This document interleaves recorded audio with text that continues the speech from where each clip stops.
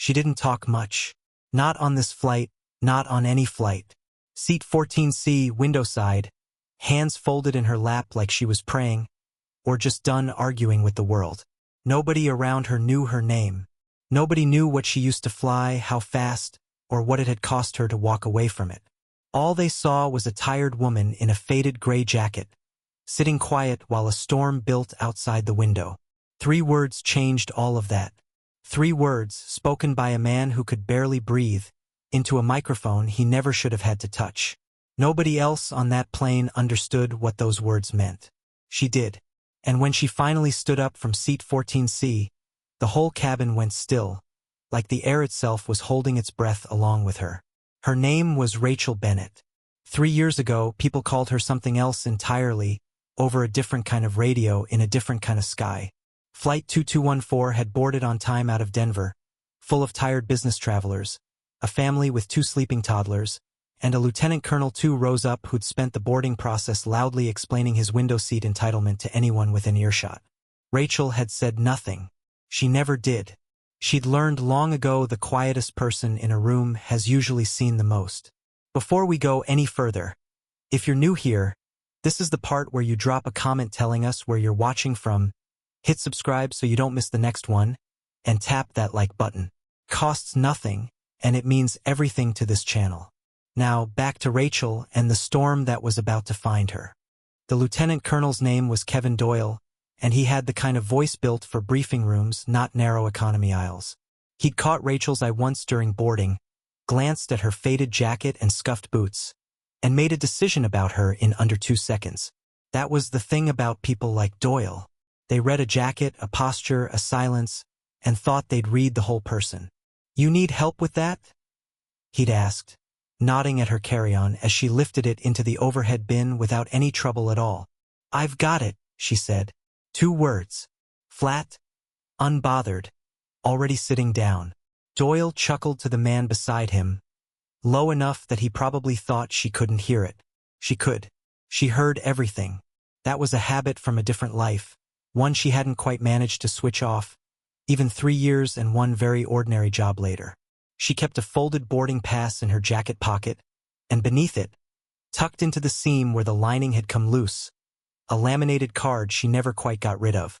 It had her photo on it, a rank she didn't use anymore, a call sign that used to make certain radio frequencies go very quiet, very fast. She hadn't looked at it in months. She didn't need to. She just liked knowing it was there. Outside her window, the tarmac lights blurred gold against a sky already going the color of a bruise. Weather radar had been chattering about a line of storms building west of the Rockies all morning. Nobody on Flight 2214 was worried yet. Storms were routine. Turbulence was routine. Nothing about this flight was supposed to be anything other than routine. Rachel closed her eyes anyway, the way she always did before takeoff. Not from fear, from habit. The same habit that used to tell her, half a second before anyone else in the squadron knew it, that the mission was about to change. Up front, in a cockpit that smelled like coffee and warm avionics, Captain Mike Hoffman ran through his last checklist item with the ease of a man who'd done this 10,000 times. 22 years flying, 11 of them for this airline, and not one incident he couldn't laugh about later over a beer. First Officer Andrew Turner sat beside him, younger, sharper on the systems than Hoffman would ever admit out loud, still nervous enough before every departure that his coffee went cold before he touched it. "Manifest looks light," Turner said, scrolling through the tablet. 141 souls. Storm cells sitting right on our filed route, though. Might need to deviate south. "We'll ride it or route around it," Hoffman said. "Nothing we haven't seen before." He said it easily, the way pilots say things they mostly believe. He didn't mention the flicker he'd noticed in the boarding line, when a woman near the jet bridge dropped her bag and a laminated card slid onto the carpet. He'd only seen it for a second before she scooped it back up without a word. A rank insignia, a call sign in block letters he hadn't quite made out. He'd almost asked about it. Then the gate agent called his name, and the moment got filed away the way strange little details always are, right up until they matter. Hoffman didn't know it yet, but he was going to need that memory in less than 40 minutes. He was going to need it very badly. The engines spun up. The jet bridge retracted. Flight 2214 pushed back on schedule, nosed out toward the runway, and climbed into a sky that was already starting to argue with itself. Back in row 14, Rachel felt the familiar shove of takeoff push her into her seat, and let out a breath she hadn't realized she was holding. Old instincts. They never fully left, no matter how many crop dusters and quiet years she buried them under. Somewhere over eastern Colorado, the ride started to get rough. Not dangerous, not yet. Just rough. Flight attendant Aaron Sullivan moved through the cabin securing loose cups, telling the family with the toddlers to buckle in tight, threading the same practice smile through 100 small reassurances. She'd worked this route for 6 years and had ridden through worse weather than this without spilling a drop of coffee.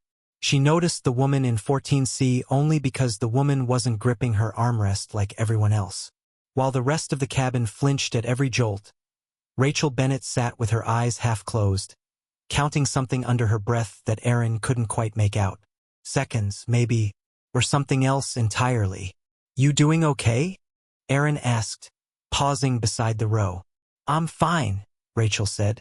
"Storms are noisy. They're not usually dangerous." Something in the way she said it made Aaron pause a half-second longer than she meant to. Not fear. Not bravado either. Just a strange, quiet certainty, like a woman reciting a fact she'd tested many times before and found reliably true. 2 rows up, Doyle wasn't handling the turbulence with quite the same grace. He gripped his armrest, jaw tight, muttering something about airlines cutting corners on training. Nobody responded.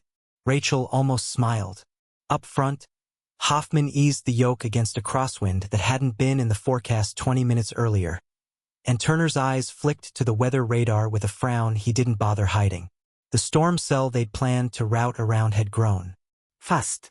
Faster than the models said it should have. "Center. Flight 2214. Requesting deviation 20 degrees right for weather," Turner called. The response came back clipped, busy, other aircraft crowding the same frequency, all asking for the same thing at once. The deviation came through late, and by then it barely mattered. The storm cell had drifted directly into their new heading, a wall of churning gray with lightning threading through it like something alive. "We're going to catch some of that no matter what we do," Hoffman said, mostly to himself, easing the throttles back a touch. "Flight attendants, seats for landing, belay that, seats for turbulence now." Aaron's voice came over the PA a moment later, calm and practiced, telling everyone to buckle in immediately. Rachel was already buckled. She'd been buckled the whole time. Then came the flash. Not lightning outside the window, though there was plenty of that.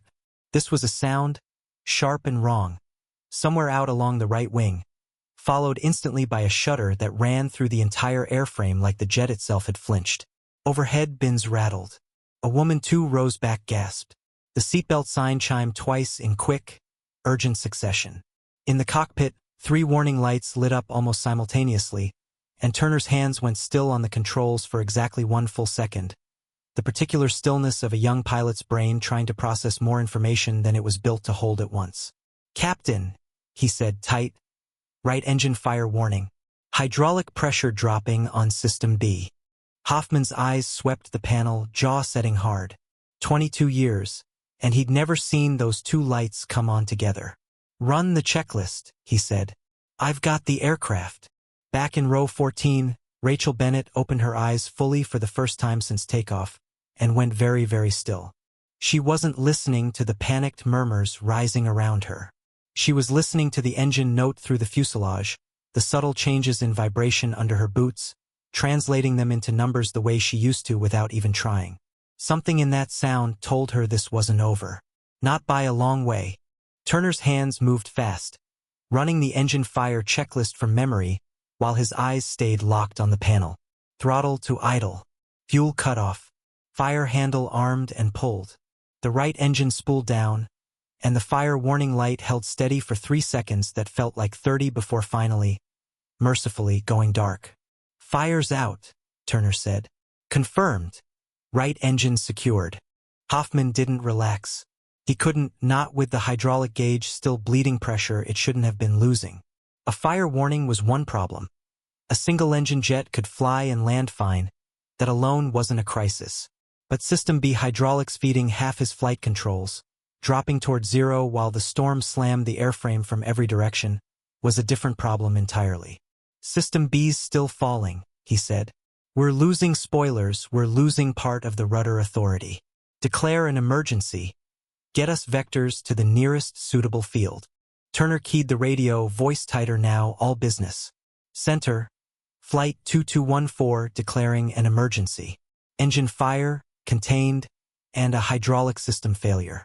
Request immediate vectors and lowest available altitude. Back in the cabin, the captain's voice came over the PA. Steady in the way pilots are trained to sound steady even when nothing behind their eyes feels steady at all.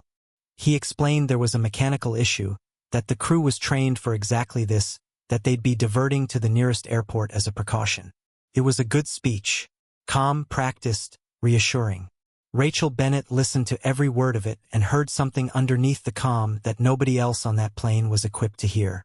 A strain in his breathing. A half-second pause before precaution that didn't belong there. She unbuckled her seatbelt, quietly, and nobody around her noticed yet. The cabin had gone the particular kind of quiet that isn't peaceful at all. Somewhere behind Rachel, a child was crying softly, and a mother whispered the same three words on repeat, "We're okay, we're okay, we're okay," like a spell she was casting on herself as much as the child. Lieutenant Colonel Kevin Doyle had stopped muttering about airline training. He gripped both armrests now, staring straight ahead at the seatback in front of him, jaw working like he was chewing on something bitter. For a man who'd spent the boarding process bragging about entitlement, he had gone remarkably small. "Ma'am, I need you seated," Aaron Sullivan said, appearing at Rachel's row, low, and even despite the chaos she was holding at bay with sheer professional will. "I know," Rachel said. "I will be. In a minute."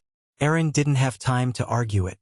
The plane bucked hard to the right, correcting almost immediately, but hard enough that a bag came loose from an overhead bin 3 rows up and someone yelped.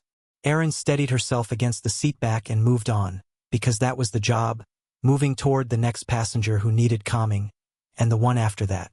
Rachel used the moment to lean into the aisle, watching the cockpit door down the cabin. She couldn't see through it. She didn't need to. She could read what was happening inside from the sounds bleeding out every time the interphone chimed. A rhythm of urgency she recognized the way some people recognize a song from 3 notes. Something was wrong up there. Something bigger than an engine fire and a hydraulic gauge. She was right. She just didn't know yet how right. 2 rows ahead, Doyle turned in his seat, some old officer's instinct pushing past fear. "You're not scared," he said, half accusation, half question. "How are you not scared right now?" Rachel looked at him for a long moment before answering. "I am," she said. "I've just learned what to do with it." In the cockpit, thin gray smoke had started curling out from behind the right instrument panel, sharp and electrical, the smell of hot insulation rather than fire itself. Hoffman reached for the smoke evacuation checklist, and that was the moment the arc happened, a spark jumping from a chafed wire behind the panel straight across his forearm. He didn't scream. He made a short, clipped sound and pulled his arm back hard enough to knock his own headset half off, and for 3 or 4 seconds his vision swam white at the edges, his breath gone shallow and fast. "Mike!" Turner's voice cracked with something younger than his training allowed. "Mike, talk to me." "I'm here," Hoffman managed, though his words came out slower now, thick. His right hand curled awkwardly against his chest. Smoke inhalation and a burn. Maybe worse, he couldn't tell yet, his mind sliding sideways in a way that scared him more than the fire warning had. "Take the aircraft. Take it, Andrew." Turner's hands closed on the yoke, and every instinct in him screamed that he was not ready for this. Degraded hydraulics, 1 engine gone, a storm cell still clawing at them from every side, and now his captain slumped half-conscious in the left seat. Hoffman's mind, fogged as it was, snagged on something. A memory surfacing sideways the way memories do under stress. A dropped bag, a laminated card, a call sign in block letters. He fumbled for the interphone with his good hand, jaw working against the smoke in his throat, and pressed the button to the aft galley. Turner had no idea what Hoffman had just said, or why, with everything else falling apart. The captain had spent his last clear breath on a call to the back of the plane instead of the checklist in front of him. There wasn't time to ask. The storm hit again, harder, and Turner's world narrowed to the yoke and a horizon line trying to tilt away from him. 3 words. That was all Hoffman had breath for. In the aft galley, Aaron Sullivan pressed the interphone to her ear and heard 3 words, rasped out through static and smoke, that made absolutely no sense to her at all. Get 14. Charlie. Say again, she said, certain she'd misheard. Captain, say again? Nothing came back but a hiss of open frequency. Then the click of the interphone dropping. Aaron stood frozen for half a second, running the words over in her head. 14 Charlie. Seat 14C. That was it, that was all it meant, a seat number, nothing more, except captains didn't spend their last coherent breath during a mechanical emergency naming a random economy seat unless it meant something. She moved down the aisle fast now, ignoring the seatbelt sign, ignoring her own training that said crew should be seated too. Passengers turned to watch her pass, faces pale, hands gripping armrests. The whole cabin a held breath waiting to find out what happened next. She reached row 14 and found the window seat already looking back at her. Calm, steady, unreadable in a way that made Aaron's skin prickle. Rachel reached into her jacket, into the seam where the lining had come loose, and drew out the laminated card she'd carried for 3 years without ever needing it once. She held it up, just long enough for Aaron to read the name, the rank, and beneath it, printed in block letters that had once made certain radio frequencies go very quiet, very fast, a single word. Wraith. Aaron didn't recognize the word. She had no reason to, but something about the way it was printed, stark and deliberate against a military seal, told her this wasn't a nickname from a friend group or a gym class. This was earned. This was official. This meant something to someone, somewhere, and that someone had just spent his last clear breath trying to get her here. I need you to tell me what that means, Aaron said. Right now. It's a call sign, Rachel said, sliding the card back into her jacket like it weighed nothing, though her fingers lingered on it a half-second too long. Air Force F-16s. Not something I use anymore. Your captain clearly thinks otherwise, Aaron said. He's hurt. Bad, I think. First Officer Turner is flying this alone, and I don't.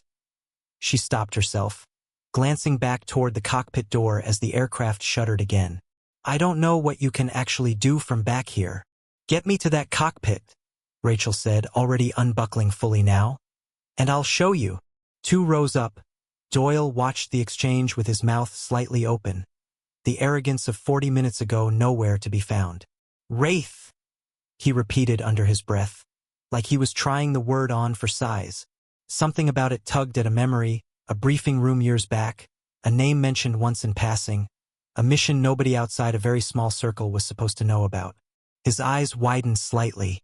He said nothing else. Aaron led Rachel forward against the pitch and roll of the aircraft. One hand braced on seatbacks the whole way, passengers pulling their arms in to let them pass, a ripple of confused whispers following behind them like a wake. At the cockpit door, Aaron knocked the crew code, 3 short, 1 long, and waited. There was a pause longer than either of them liked. Then the lock clicked, and the door cracked open onto a scene of amber warning lights, drifting smoke, and a captain slumped sideways in his seat, one hand pressed weakly against his chest. Andrew, Rachel said, stepping through before anyone could stop her. I need you to tell me exactly what you've got, right now, from the top. Turner's head snapped sideways, half panic, half disbelief. Who are you?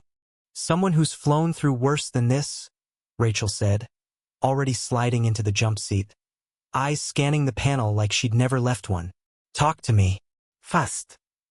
Turner talked fast, the words tumbling out in the clipped shorthand of checklists and warning lights. Right engine shut down and secured. Hydraulic system be reading near 0, spoilers gone, partial rudder authority only.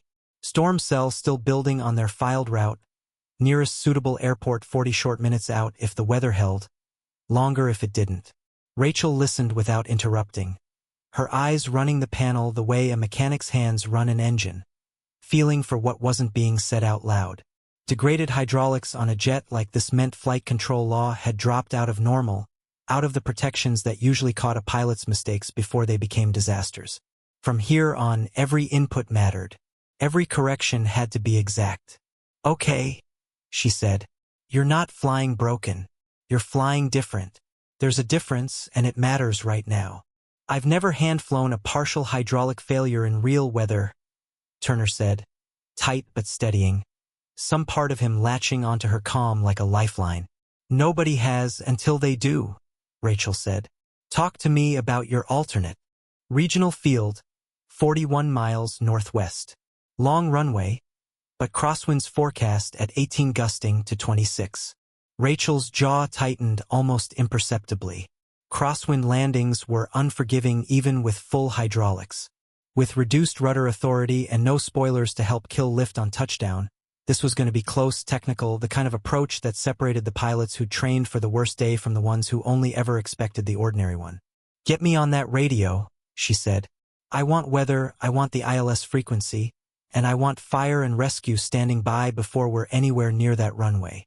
Behind her, Hoffman stirred weakly in his seat, eyes half open. Watching her hands move across controls he'd flown for over 2 decades like they belonged to her more than they'd ever belonged to him. Turner keyed the radio, and Rachel listened to the exchange with half her attention, the other half already running numbers in her head, glide ratios, energy states, the rough math of how much altitude and airspeed she'd have to work with by the time they reached the outer marker. "Regional approach, Flight 2214 is with you. Declaring an emergency, single engine, partial hydraulics. Request vectors runway 26. Flight 2214, regional approach, radar contact. Fly heading 310, descend and maintain 4000. Emergency equipment is being positioned." Rachel reached over and adjusted the trim manually, feeling the aircraft respond a half-beat slower than it should have. Sluggish through the roll axis in a way that confirmed exactly what she'd suspected about the spoiler loss. She filed it away, adjusted her mental model, kept flying. "Talk to me about the smoke," she said to Turner without looking away from the panel. "Is it still building back there? Or has it stabilized?" "Stabilized, I think." Hoffman shut the affected bus off before he. Turner didn't finish the sentence, glancing sideways at his captain. Slumped but breathing, eyes tracking Rachel's hands with something between confusion and desperate hope. "Good," Rachel said. "That was the right call. He did his job before he went down. Now we do ours." Outside the windscreen, the storm hadn't let up, lightning strobing through cloud that pressed close enough to blot out any sense of horizon at all. The jet bucked hard through a pocket of turbulence, and Rachel's hands moved before the thought had even fully formed, correcting, smoothing, the kind of input that looked almost lazy from the outside and was in fact the product of thousands of hours nobody in that cockpit knew about yet, except her. "There," she murmured, mostly to herself. "That's the rhythm of it." Back in the cabin, word had started to move the way it always does on a crowded plane. Quiet at first, then faster, passenger to passenger, a current running against the storm outside. Doyle leaned across the aisle to the man beside him. "The woman from 14C, he said, voice lower than his usual briefing room register. "She's up there. Flying." "Flying what, the plane?" "I don't know. Maybe. I heard the flight attendant call her something. A call sign." Doyle rubbed a hand over his jaw, something working behind his eyes that looked almost like shame. "Wraith. I know that name. Not her, personally. The name. There was a mission a few years back, classified, the kind of thing that only gets talked about in hushed voices at the O Club, if it gets talked about at all. Nobody ever said who flew it. Just that whoever did shouldn't have survived." The man beside him stared at him like he'd started speaking another language. Doyle didn't explain further. He didn't have the words for it. Not really. Not the specific kind of quiet dread and quiet awe that came with realizing you'd spent 40 minutes talking down to someone whose name you'd once heard whispered like a rumor too strange to be true. Up front, the interphone chimed once. Erin answered it, listened, and turned back toward the cabin with her professional calm cracking just slightly at the edges. "Ladies and gentlemen," she said into the PA, "we are continuing our descent toward an alternate airport.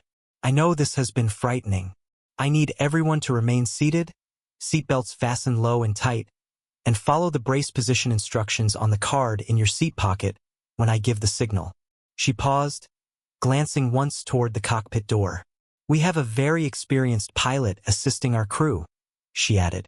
"I want you to know that." In the cockpit, the approach controller's voice crackled back with new information, the kind that made Rachel's expression sharpen just slightly, the only outward sign she gave that anything had changed. "Flight 2214, be advised, crosswind now 18 gusting 28, runway 26, moderate rain. Say your intentions." Turner's throat worked. "Vectors for the ILS runway 26, he said, and Rachel caught the faint tremor under the words, understandable, forgivable, the tremor of a young man doing something enormous for the first time in his life while 140 other lives rode on whether he got it right. "You're not doing this alone," Rachel said, quiet enough that it was just for him. "I've got the crosswind correction. You keep the aircraft trimmed and call out your airspeed every 5 seconds on final. That's your job. I've got the rest." "Copy," Turner said, and something in his shoulders eased. Not all the way, but enough. Hoffman shifted again in his seat, blinking hard against the smoke still faintly hanging in the air. His voice a rasp when it finally came. "Who taught you," he managed, "to fly like that?" Rachel didn't look away from the instruments. "A lot of people," she said. "Most of them didn't survive teaching me." It wasn't the answer Hoffman expected, and it wasn't one he had time to ask about further, because at that exact moment the aircraft dropped through a wind shear pocket hard enough to lift Aaron's feet briefly off the galley floor 2 rows back, and the altimeter unwound faster than any of them liked. "Airspeed's bleeding," Turner said, sharp now. "We're getting close to the edge of the envelope." Rachel's hands moved. "Not yet, we're not," she said. "Trust me."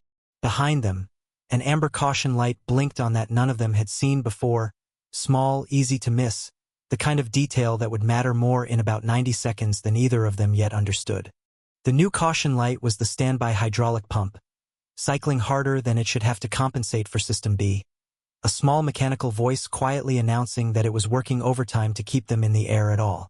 Rachel clocked it in half a second, cross-checked it against the airspeed and the pitch trim, and made a decision that would have taken most pilots considerably longer to reach. "Andrew, reduce flap selection to 20 degrees instead of full," she said. "We'll carry a little more speed on final, but it takes load off that pump, and right now I'd rather have margin on approach than a full-stop landing configuration with a system that might quit on us." "That'll mean a longer landing roll," Turner said. "Regional's got 7,000 feet and we're light on fuel," Rachel said. "We can afford the roll. We can't afford losing that pump on short final." Turner adjusted the flap selector, and the aircraft's nose attitude shifted slightly, subtly, in a way only someone who'd flown thousands of approaches would have anticipated before it happened. Hoffman, watching from his slumped position, felt something shift in his chest that had nothing to do with the burn or the smoke. It was the specific, humbling sensation of watching someone solve a problem faster and more elegantly than he would have solved it himself, on a day when his own hands weren't steady enough to try. 14 Charlie, he murmured, almost to himself, almost like a prayer. "I got that call right." Outside, through gaps in the storm, the lights of the diversion airport flickered into view for the first time, small and scattered and a very long way down. "There it is," Rachel said. "Now we do this properly." Behind her, the interphone chimed once more. Aaron's voice, tight but steady, relayed that the cabin was secure. Passengers braced, Doyle strangely quiet in his seat with his eyes fixed on the cockpit door, like he was waiting for something he couldn't name. "Regional approach, flight 2214, 10 miles out. Request lowest workable altitude for the approach," Turner called, voice steadier now than it had been 10 minutes earlier, something in Rachel's presence beside him lending a kind of borrowed calm. "Flight 2214, cleared LS runway 26, contact tower on 118.3, maintain 3000 until established." Rachel's eyes tracked the instrument landing system needles as they came alive on the display, localizer and glide slope both centering with a precision that felt, for one strange moment, like coming home. She'd flown approaches like this 100 times before, in aircraft that shot at people and got shot at in return, in weather that made the storm look almost gentle by comparison. None of those approaches had ever felt like this one. None of them had ever carried 141 people who had no idea what she used to be. "Gear down," she said. "Before flaps, given our hydraulic state. I want it locked and confirmed early." Turner complied, and the reassuring thump of the landing gear extending fully vibrated up through the floor. 3 green lights confirming down and locked. 3 green, Turner said. "Good," Rachel said, and allowed herself, for just a fraction of a second, to think of the last time she'd said those exact words, in a different cockpit, in a different country, with a very different kind of fire chasing her down through the dark. She pushed the memory aside the way she always did. There would be time for it later, if there was a later. 5 miles, the tower called. Wind 280 at 19, gusting 26. Cleared to land, runway 26. Cleared to land, Turner echoed. "Here we go."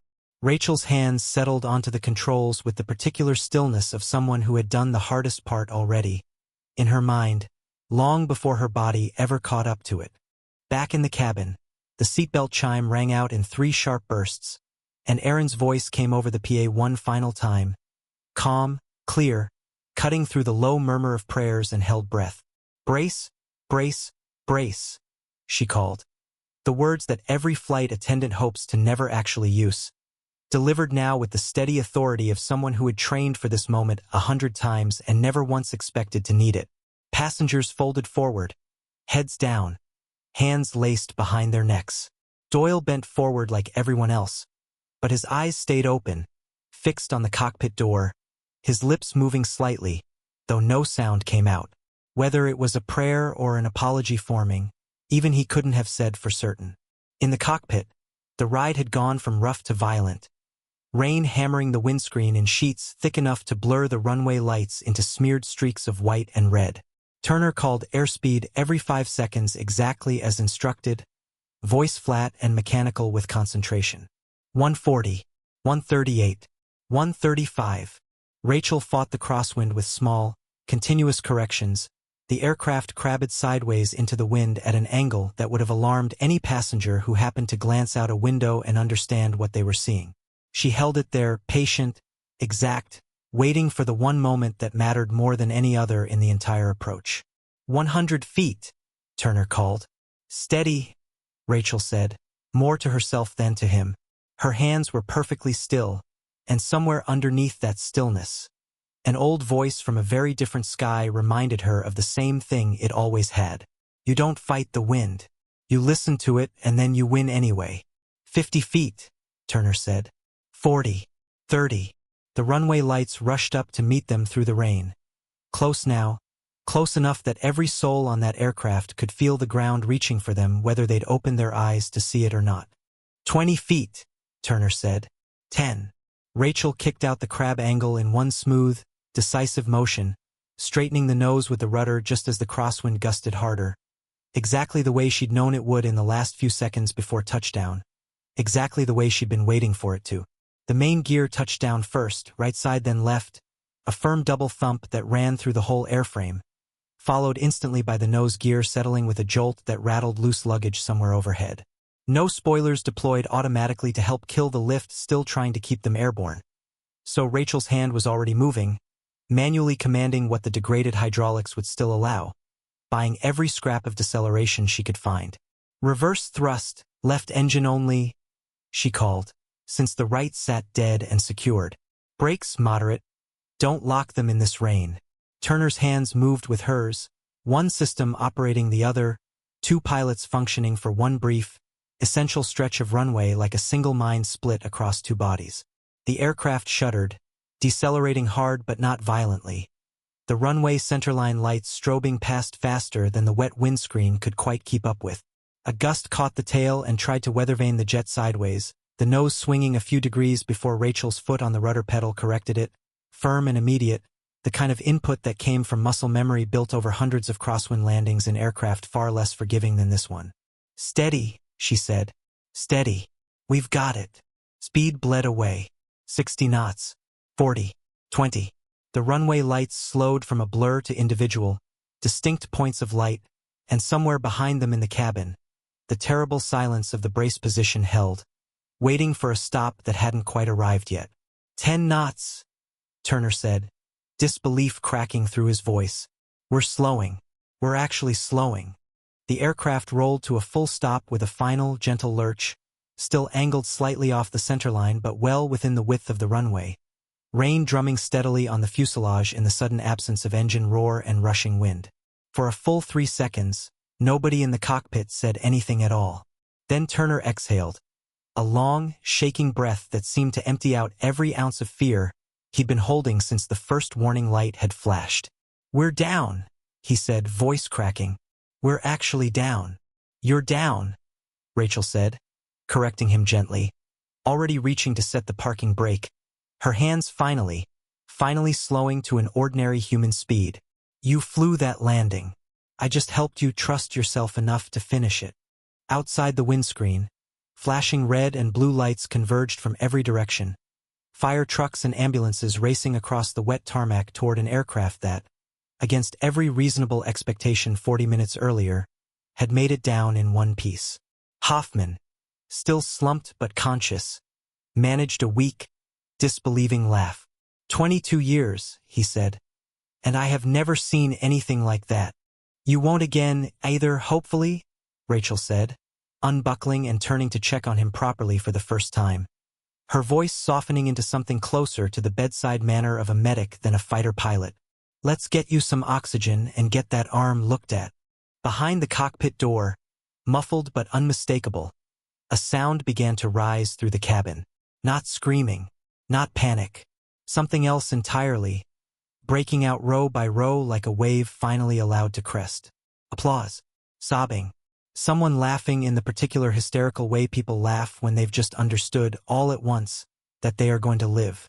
The cockpit door opened, and Erin stepped through first, her professional composure finally cracking into open, unashamed tears as she saw Hoffman conscious, saw Turner shaking but upright, saw Rachel Bennett kneeling beside the captain's seat with the same unhurried calm she'd carried since the moment the interphone crackled her seat number into existence. Everyone's out of their seats, Erin said, voice thick. They want to know what happened. They want to know who... She stopped, looking at Rachel properly, seeing her, really seeing her, maybe for the first time.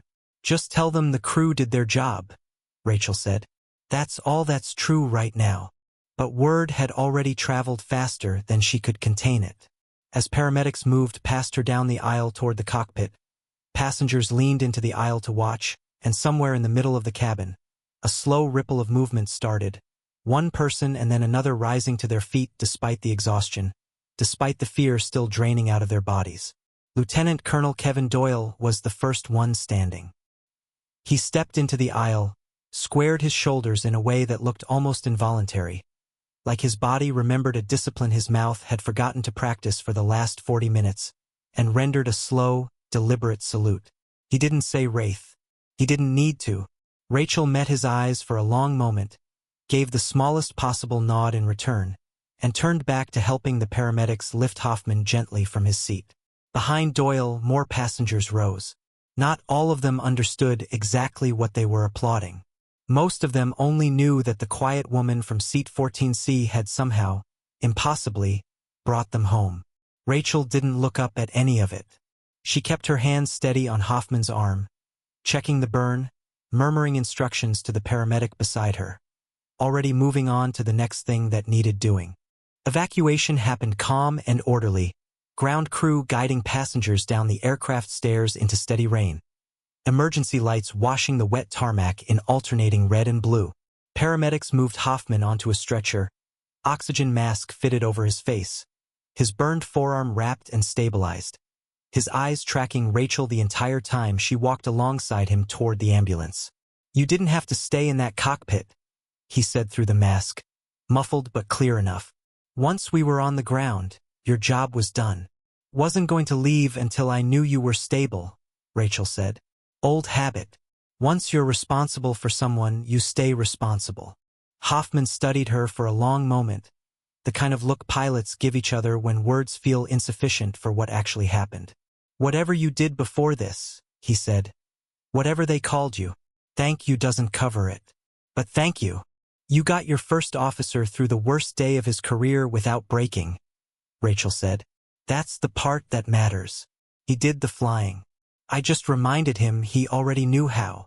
Turner appeared beside them, still pale, still shaking slightly, but upright and steady on his feet. He didn't say anything at first, just extended a hand, and Rachel shook it firmly. I don't know how to thank someone for that, he said. Fly the next one just as carefully, Rachel said. That's the only thanks I need.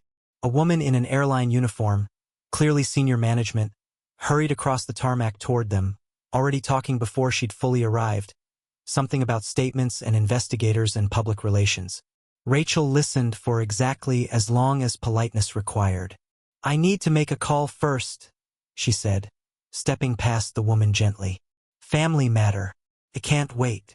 Inside the small regional terminal, passengers clustered in loose groups, wrapped in emergency blankets, some crying, some laughing too loud the way people do when the fear has nowhere left to go.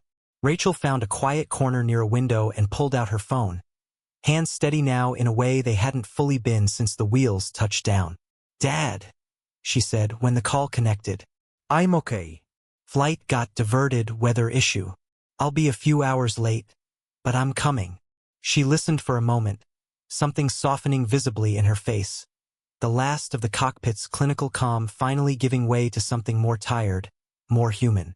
I know, she said. I know you're scared about the surgery. I'm coming, okay? I promised you I would. She hung up and sat for a moment with her eyes closed, and that was when Doyle found her, hovering a respectful few feet away, hands jammed in his pockets like a man who'd rehearsed several openings and discarded all of them. I owe you an apology, he said finally. I was condescending to you on that jet bridge. I made assumptions about you that were, frankly, insulting, and I did it because a woman in a plain jacket didn't fit whatever picture I'd built in my head of who deserves respect on a flight. Rachel looked up at him, unreadable for a moment, then almost gentle. You're not the first person to make that mistake, she said. You won't be the last person I let make it, either. I've learned it usually costs them more than it costs me. Doyle nodded slowly, absorbing that. Wraith, he said quietly. I heard that name once years ago. Nobody ever told the whole story. Good, Rachel said. It's not mine to tell anymore. She stood, gathered her bag, and glanced once more toward the tarmac where the aircraft sat under floodlights, rain still falling steady around it, before turning toward the rental counter and whatever ordinary version of the rest of her day still waited. The drive to the hospital took 3 hours through weather that had finally started to break apart into ordinary rain. Then drizzle, then nothing at all, stars appearing through gaps in cloud that had tried its hardest earlier that evening to end things very differently for 141 people. Rachel didn't turn on the radio. She drove in silence, replaying the approach the way pilots always do afterward, not out of anxiety but habit, checking every decision against what she knew, satisfying herself she'd done it right, that Turner would sleep easier tonight because of choices made in a cockpit full of smoke and amber warning lights. She thought about the laminated card in her jacket pocket. 3 years since she'd needed it. 3 years since a different kind of fire had chased her out of a cockpit far more violently than any storm ever could, and into a quiet life she'd built specifically so nobody would ever ask her to fly like that again. Today, someone had asked anyway. Not directly, just a captain's dying breath, spent on a seat number instead of a checklist, because some instinct in him had recognized, even through smoke and pain, that the person who could save his aircraft was sitting quietly in row 14, hands folded, waiting for a life she tried very hard to leave behind. She didn't regret answering it. She just hoped, quietly, that nobody would need to ask again for a very long time. At the hospital, she found her father's room on the 3rd floor, knocked softly, and stepped inside to find him awake, pale against white sheets, managing a small, tired smile when he saw her. You look exhausted, he said. Rough flight. Rachel almost laughed. You have no idea, she said, and sat down beside his bed. You have no idea was, in fact, the entirety of the answer she planned on giving him, at least for tonight. Some stories needed time before they were ready to be told out loud, even to the people who loved you most. 3 weeks later, a small manila envelope arrived at Rachel's apartment, forwarded through the airline with no return address beyond a base zip code she recognized instantly. Inside was a single item. A worn squadron patch, the kind stitched onto flight suits. The same silhouette that used to sit on her own shoulder before she folded that uniform away for good. There was no note. There didn't need to be one. She knew who had sent it. Somewhere, Hoffman had made a call, or Turner had, or maybe both, quietly reaching into channels neither of them should technically have had access to, tracking down the unit that had once claimed a call sign nobody outside a very small circle was supposed to know. It was their way of saying the thing Hoffman had already said out loud on the tarmac, just given a little more weight, a little more permanence. Rachel set the patch on the small shelf in her hallway, next to a photograph of her father, upright now after his surgery, grinning at the camera the way he always had before any of this happened. She didn't display the patch prominently. She never displayed anything prominently. But she kept it where she could see it, on days when the ordinary version of her life felt a little too ordinary. A reminder that quiet didn't mean forgotten, and forgotten wasn't the same thing as gone.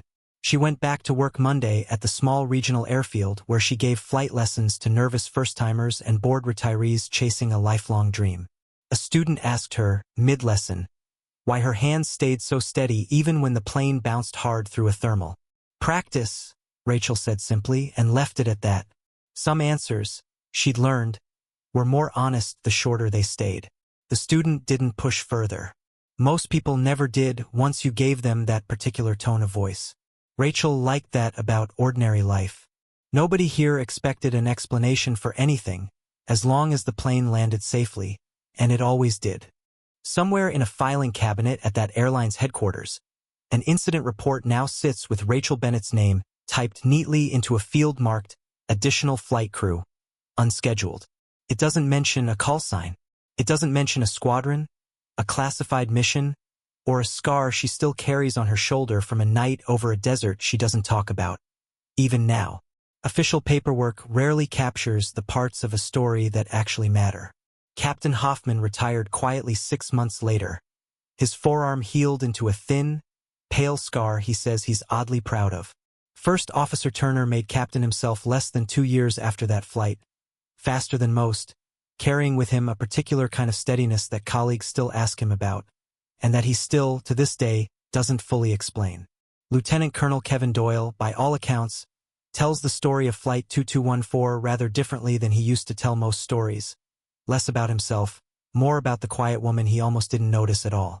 And Rachel Bennett keeps flying small planes on ordinary afternoons, teaching ordinary people, living an ordinary life she chose for herself and still, mostly, believes in. But somewhere in a hallway closet, a single squadron patch sits on a shelf, catching the evening light every now and then. A quiet reminder that some people only look ordinary until the exact moment the world needs them not to be. She never asked to be called a hero. She'd tell you, if you asked, that she was just a passenger who happened to know which questions to ask at the right moment. Everyone who was on that plane would tell you something different. If this story hit home, hit that like button, drop a comment telling us what you would have done in that cockpit, and subscribe for more unforgettable military and aviation stories. We'll see you in the next one.